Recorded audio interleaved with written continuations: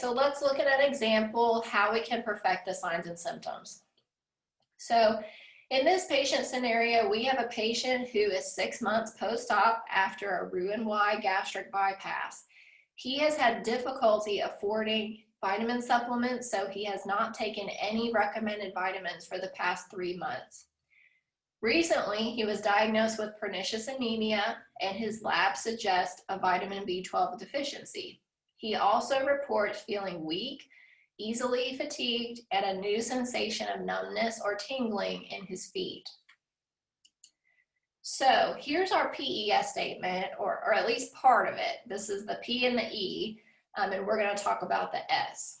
So it reads, inadequate vitamin intake, specifically vitamin B12, related to inability to afford and comply with bariatric surgery vitamin recommendations as evidenced by what? So at this point, we need to fill in the signs and symptoms, and remember, these are the clues as to how do we know that this patient has inadequate vitamin B12 intake. That's the question we're asking, and that's what we need to answer.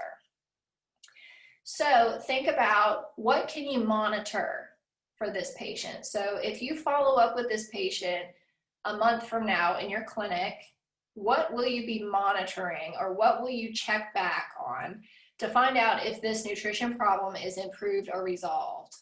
So your clues are actually in this middle section of your slide that start with the sentences that start with recently diagnosed with pernicious anemia.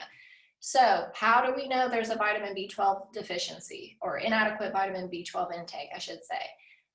Well, for one, he was diagnosed with pernicious anemia. Number two, his lab suggests a vitamin B12 deficiency.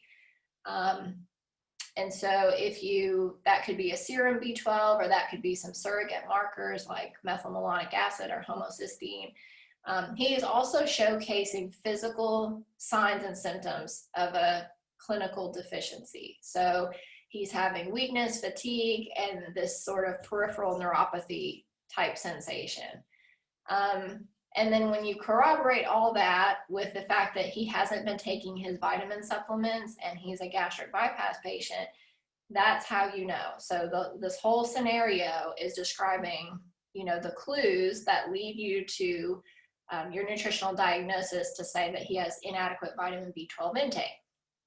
So when you come back to this patient a month from now to follow up with him, you're going to check his anemia-related labs. You're going to check his serum B12.